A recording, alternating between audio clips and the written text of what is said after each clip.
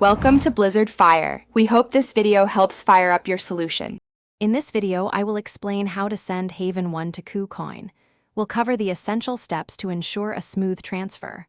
First, we'll prepare your Haven1 wallet, then navigate KuCoin to find your deposit address, and finally, initiate the transaction. It's a straightforward process once you know the key details.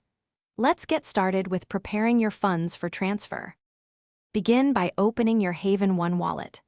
Look for the Send or Withdraw function, which allows you to move your assets. Before proceeding, always double-check your Haven1 balance to ensure you have enough funds for the transfer, plus any associated network fees. This preparation is crucial for a successful transaction. Next, log into your KuCoin account. Go to the Deposit section and search for Haven1. It's vital to select the correct network if multiple options are presented. Once found, carefully copy the unique deposit address provided. This address is where your Haven1 will be sent, so accuracy is paramount.